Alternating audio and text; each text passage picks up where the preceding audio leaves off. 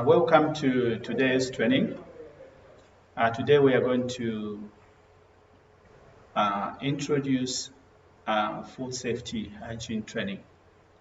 So this presentation is about an overview of what we are going to learn in this training session. So there will be a number of presentations that will be given in this training session.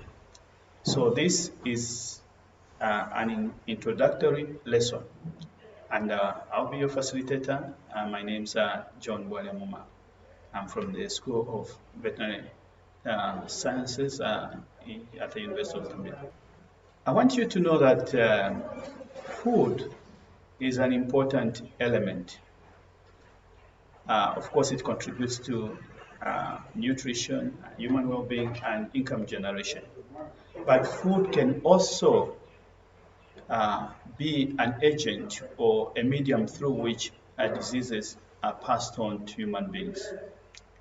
And so food can cause what we call foodborne diseases. These are diseases that we contract as we eat food. And because of that, these foodborne diseases or diseases that come through food can cause human suffering. You can see this person in bed here. This is what we normally see some of the cases where a person has contracted a foodborne disease. So foodborne diseases are caused by dangerous pathogens or germs. And they are also caused by poisons.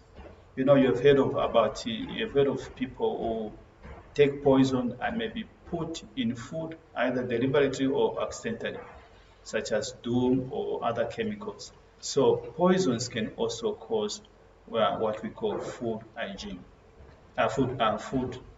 diseases. So, but majorly, most of the foodborne diseases are caused as a result of poor hygiene. So in this training session, we'll look at how we can apply hygiene or hygienic measures in order to reduce the occurrence of foodborne diseases.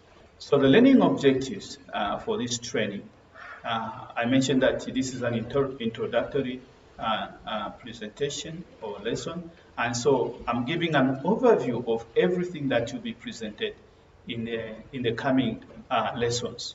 So we have a number of lessons that will be presented in this training session, and these lessons will be offered by men and women who are competent and skilled in food hygiene.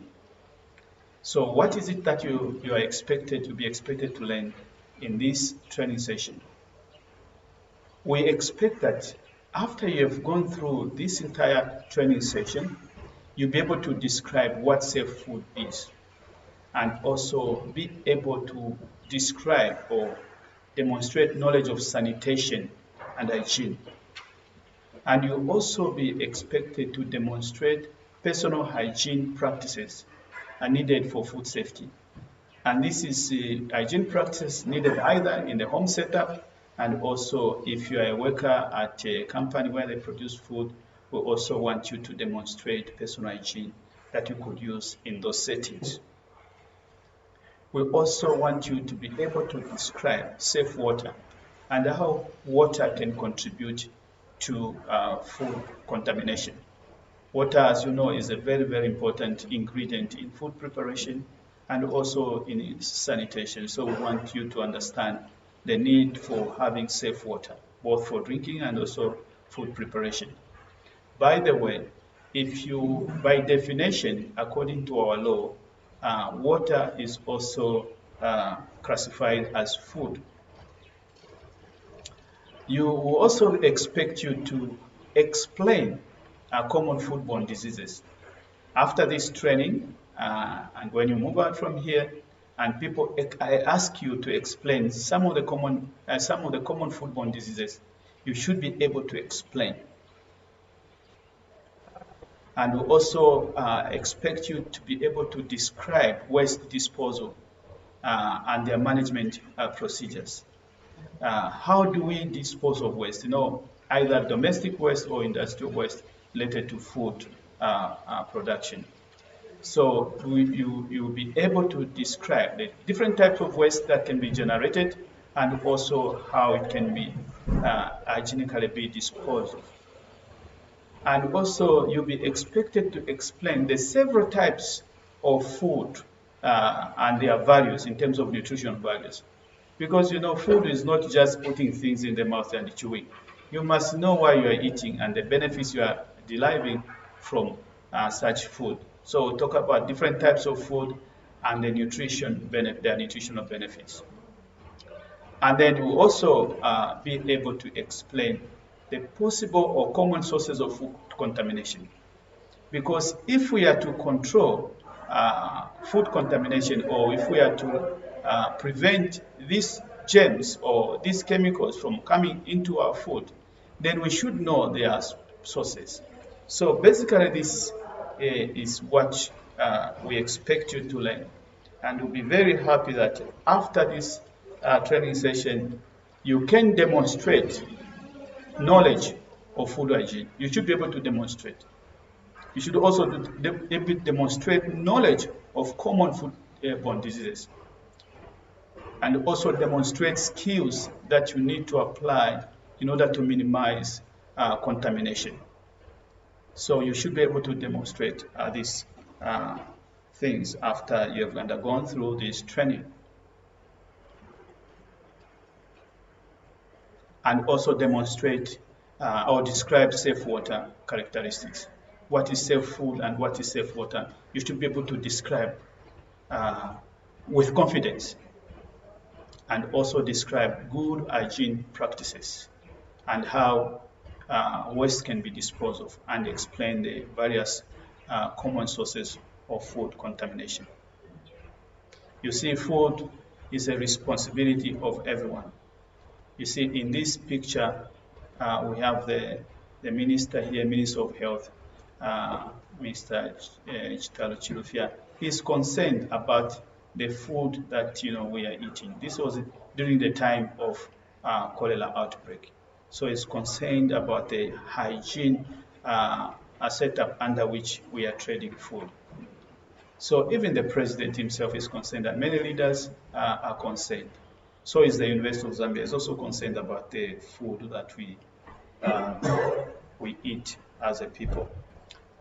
This is basically an overview of what I've been talking about, similar to the objectives and also the learning outcomes. Yeah. So after this, we want to reduce the number of people that are suffering from foodborne diseases. We want to reduce this. In most developed countries, the incidence or the occurrence of foodborne diseases have been reduced to minimum levels. Why? Because they've adopted these hygienic practices that we are sharing with you today. And this is very important also to improve even the life expectancy of people, because if we can apply these hygienic measures, it will reduce the occurrence of foodborne diseases in our family, and we'll have a family society and also a family population.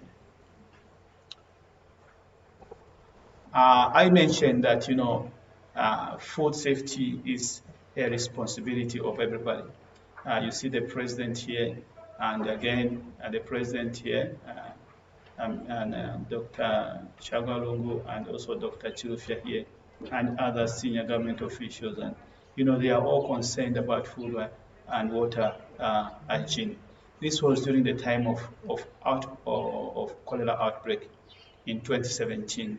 And you see, what was the major factor of this disease outbreak is simply because of food hygiene and water hygiene. Let me go back. And by introduction, I want to say that foodborne diseases is a worldwide problem. It's a problem in many countries around the world, and especially in countries with low resource levels, which we call that resource-limited countries. So we have resource-limited countries like Zambia. In such setup, you find that there are a number of people or households who are poor and can't afford certain things, and so you find that in those societies, foodborne diseases tend to be a challenge. And it kills on average, it's estimated about 2.2 million each year people die as a result of foodborne diseases. And most of these are children below the age of 5 years. I think you have heard about the under 5, saying we are taking children to under 5 because while the under 5 in most cases are the most vulnerable population, especially with many other diseases and also food safety, because at that age their immunity or their bodies cannot effectively protect them from many diseases. So we need to make sure that even at household level we obtain hygiene so that we protect our children from foodborne diseases.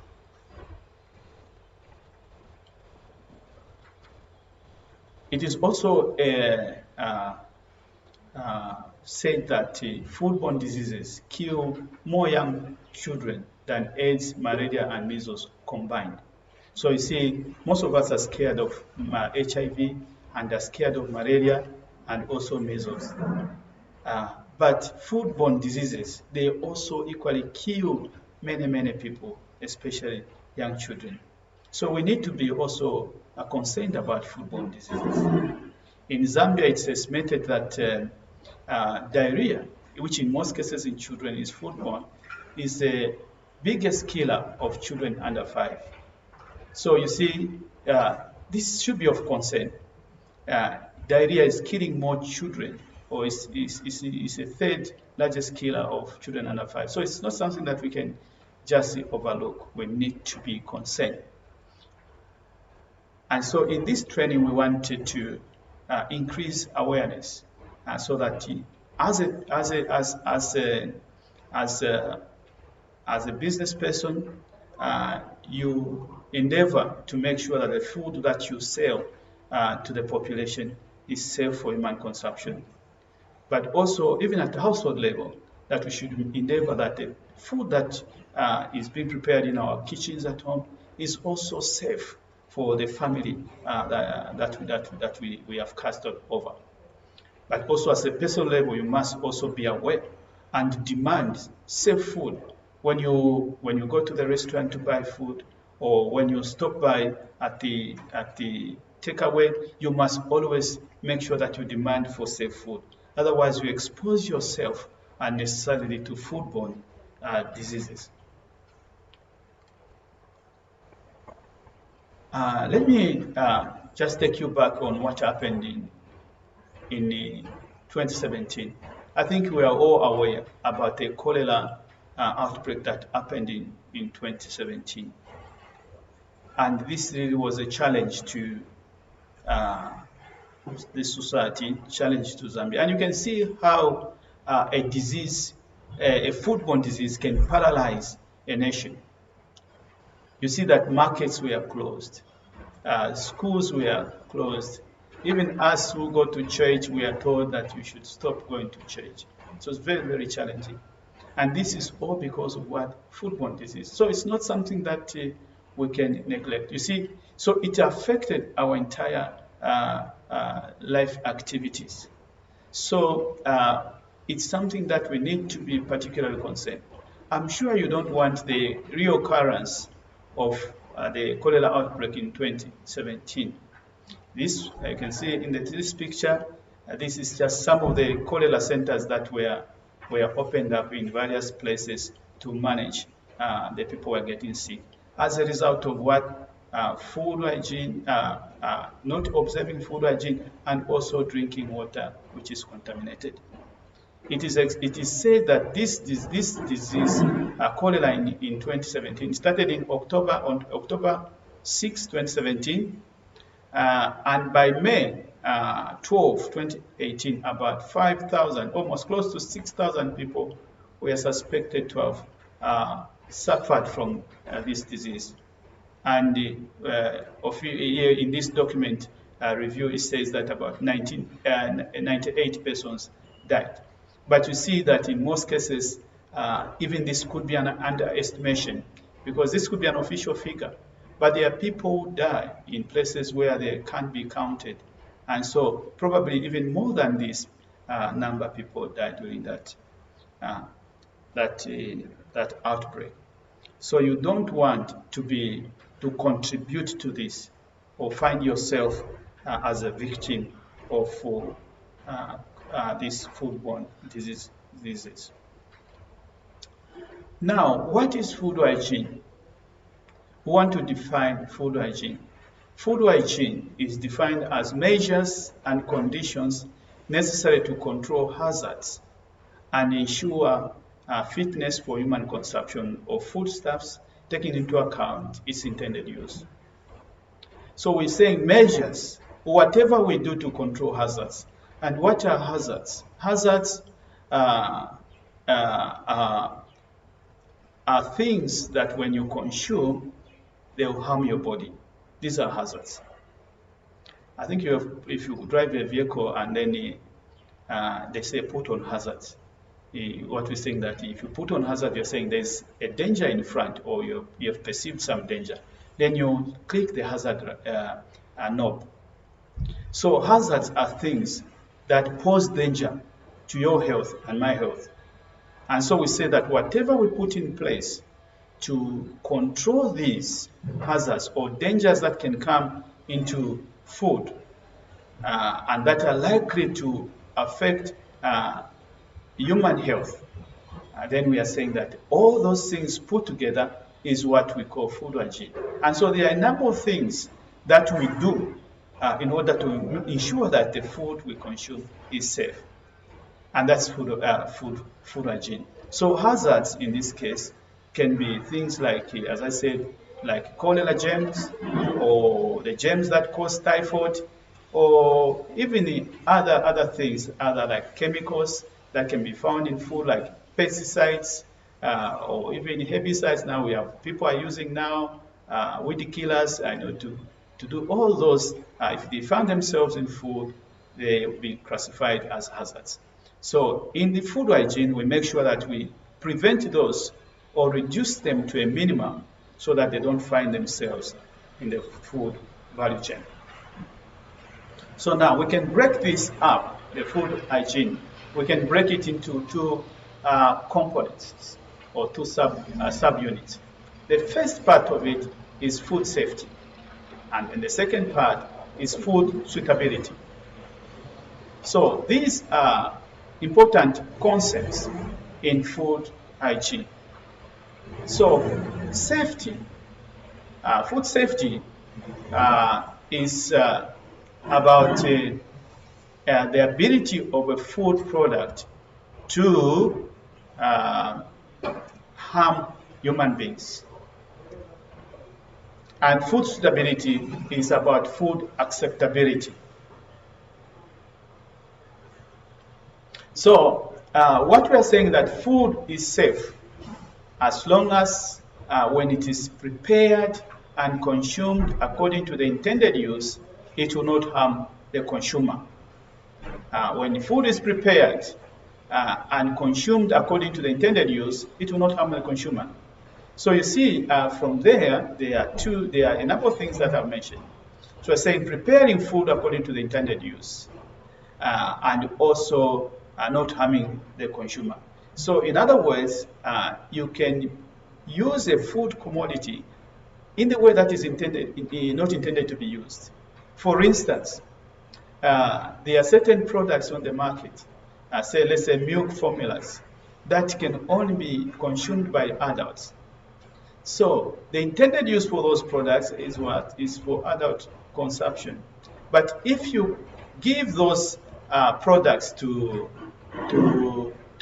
infants, then you are doing what? And then the infant gets sick. You will not say the food was not safe.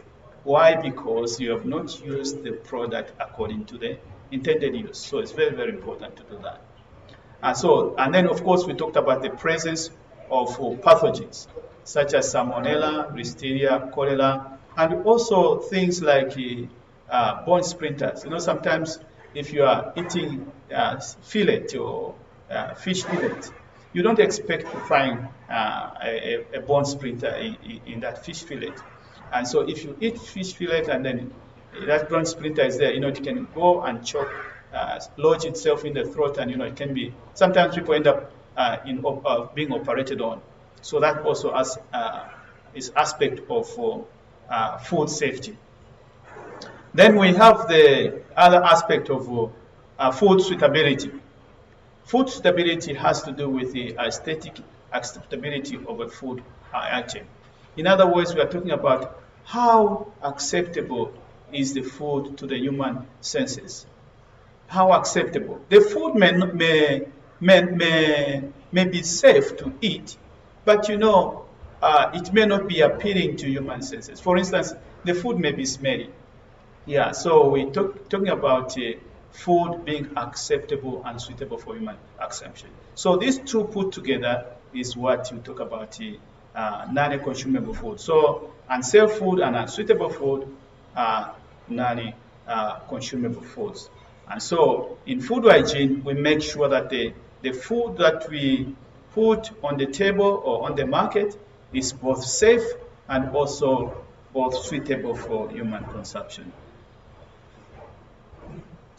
Okay, so basically these are the two terms I've been talking about, food safety and food suitability.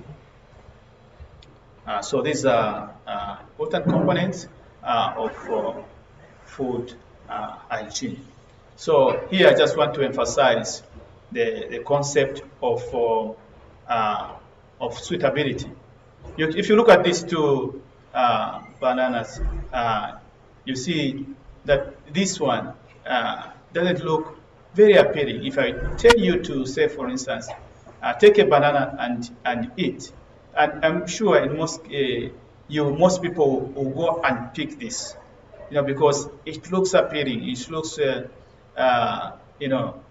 to the human eyes.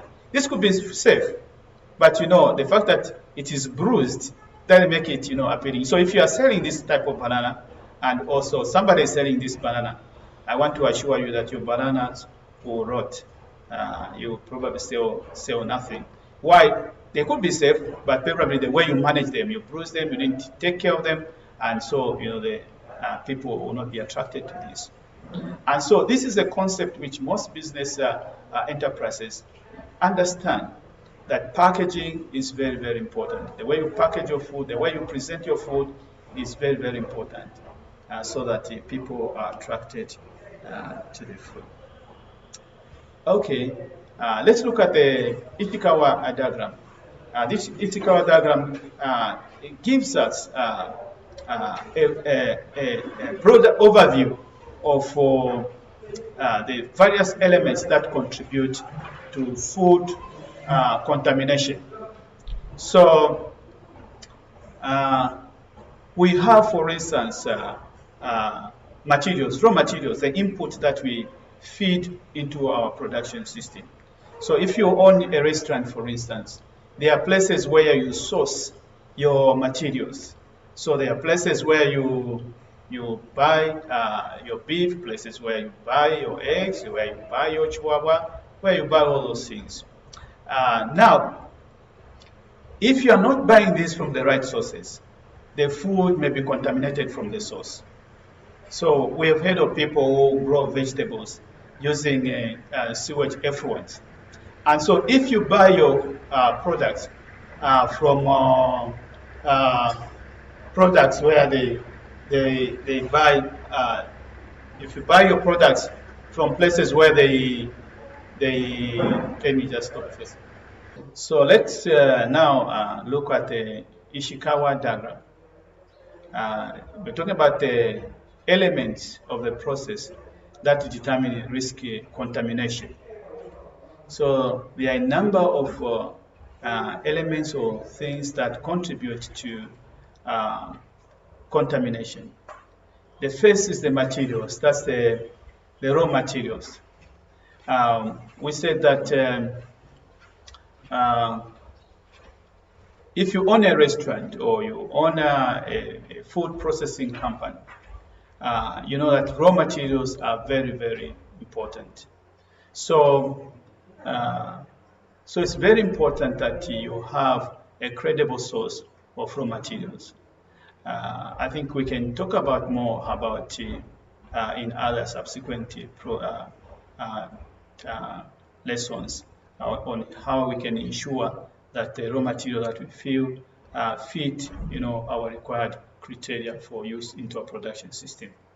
So the raw materials, if say for instance, you buy, you're in mid-meal production, you want to buy maize with a certain moisture content. Why? Because you know that that's an important aspect. For instance, if the moisture content is not right, I'm sure you've heard about say the FRI say no, we are not buying maize yet because the moisture content is not it has not dropped.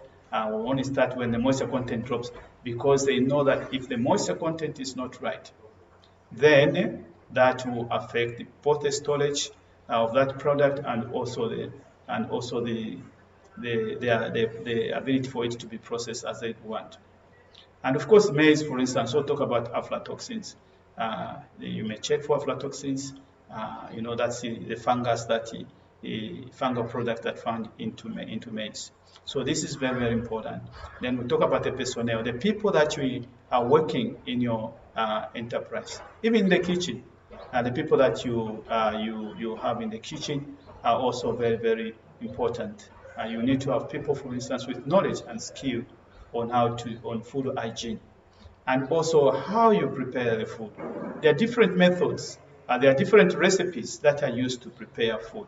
Some of these recipes may predispose food to contamination. So we want to also make sure that we are using methods that will not, you know, expose food to contamination. Also, of course, the environment in which we are operating. We want to make sure that the environment we are operating in is clean. You don't want to operate in an environment which is dusty, an environment where there are cockroaches, an environment where there are rats. You know, if you are operating in such an environment, you will not be assured that the food you are producing is safe. Then we talk about the equipment. Equipment is very, very important. And of course, here we'll talk about the right type of equipment that you are using. So this is very, very important. So I think this will be discussed in subsequent presentations. The objective is that all this put together, you know, should contribute to hygienic environment through which safe food can be produced. This is just an elaboration of what I'm talking about. We think that the methods need to be suitable. Methods.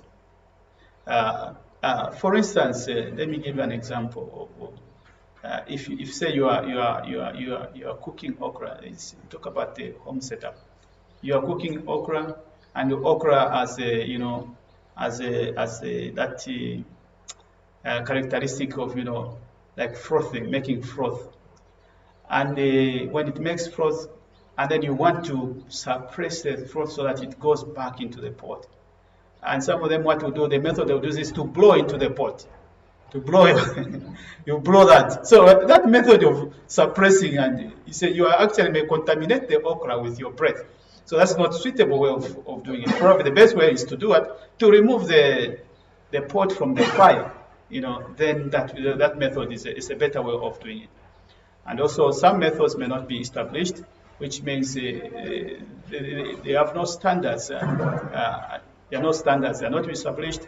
They are not reliable. So we are saying that the method we should use methods that are well established, that are well known, that will not pose any threat to food contamination. Sometimes it's not that methods could be there, but they could not be well implemented. So we find that maybe the standard operating procedures are there, but people choose not to follow the procedure.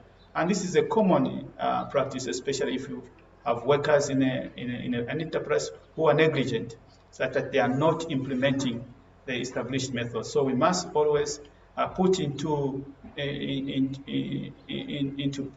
systems that will ensure that the methods or that have been established or set in place are being implemented by our workers.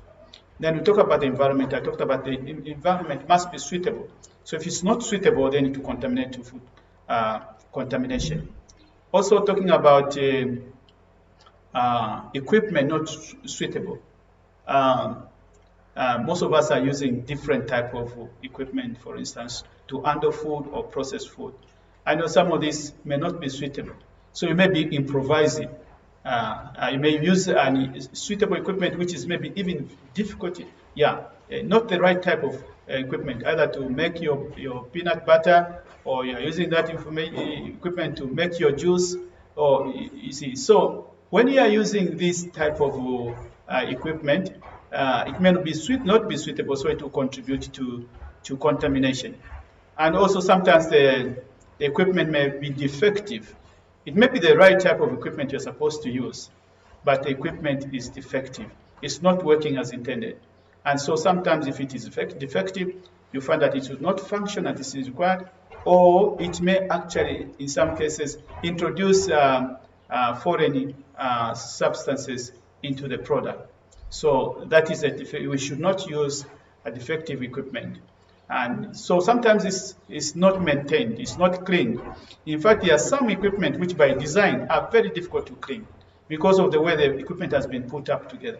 So we must make sure that the equipment we are using, we maintain it, and also we clean it regularly so that it's not a source of problem. Personnel, we may have personnel who are not aware. They are not aware of hazards, as we are discussing in this training. So we need to make sure that our personnel are made aware, and that's why we stage this training so that those of you who are working in the food industry, those of you even at home level, you can be aware of the possible risks that come with food preparation. So if you are tasked with food, you need to be aware of the hazard. Also, we have put other issues like nutrition. You need to be aware of those things. Others is just not being competent. When you have a worker who has been not trained, not been to school, they are not competent. And because they are not competent, they don't even understand that they have a huge responsibility, to protect public health. And such, they could contribute, to contamination of food.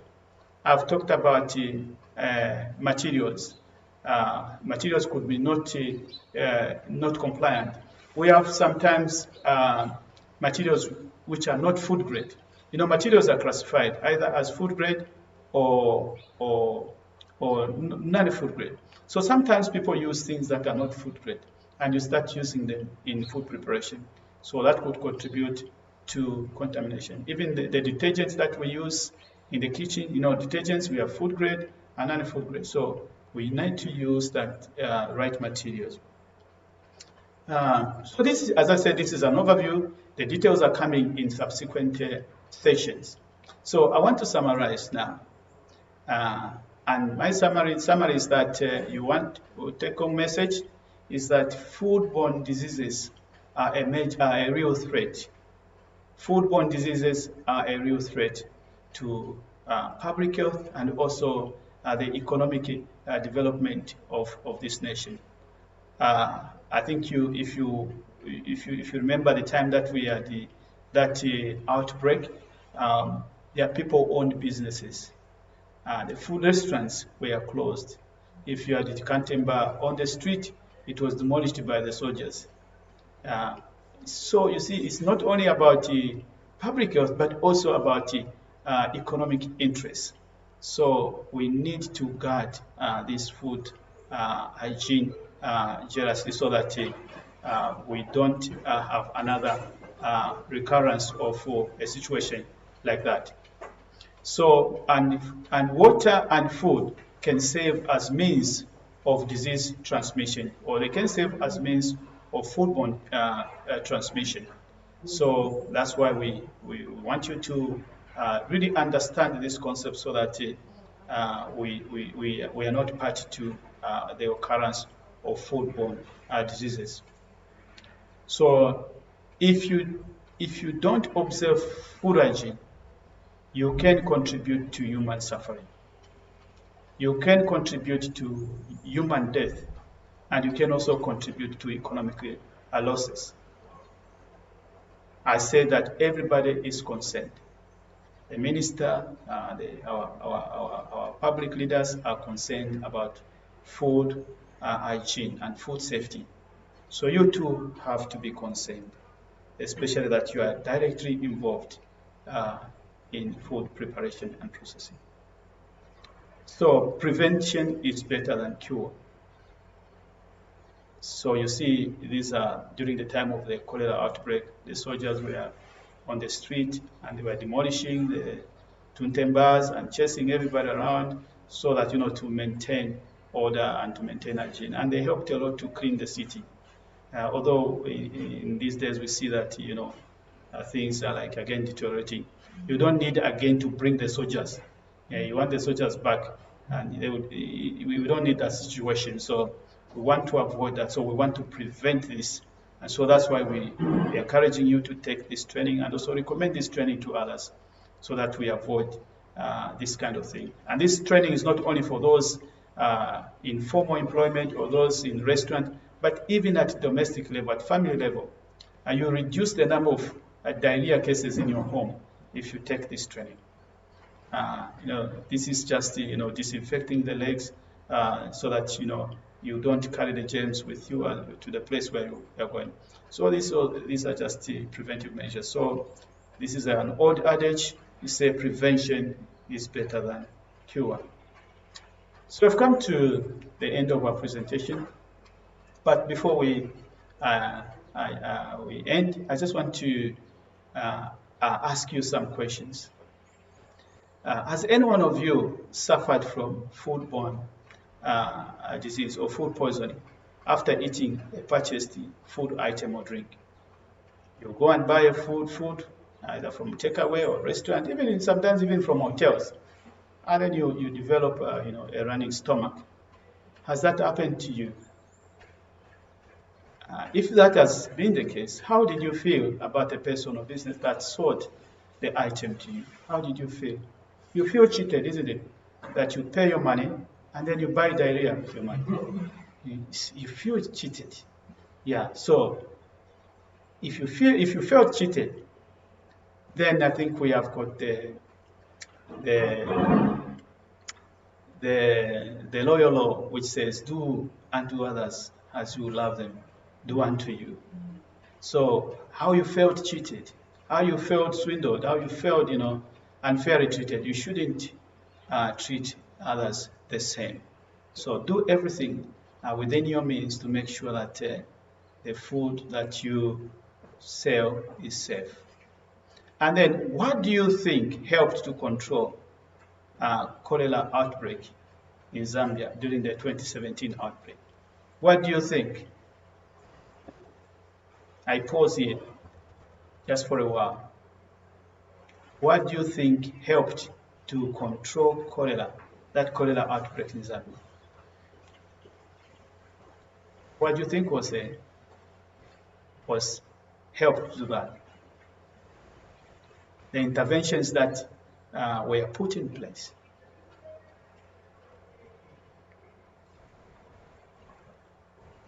I'll leave you to answer that question. But I know that by the end of this, after you've gone through all this, you will come to a conclusion that it was nothing else but hygiene. We want to acknowledge the funders of this program. This program has been funded with resources from the Norwegian government under the Norad agency. And so the Norad gave resources to the University of Zambia through the Capazomanetical project to develop this training. And so we are grateful for this generous gift we received from Norad. So thank you for listening, but let's continue eating food.